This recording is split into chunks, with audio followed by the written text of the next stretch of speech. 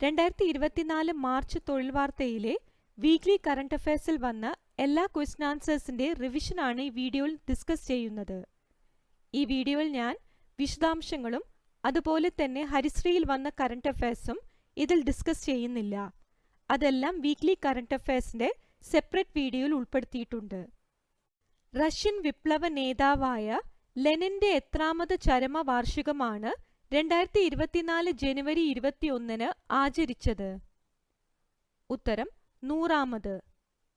Russian വിപ്ലവ നേതാവായ ലെനിന്റെ എത്രാമത് ചരമവാർഷികമാണ് 2024 ജനുവരി 21 ആചരിച്ചത്? ഉത്തരം 100ാമത്.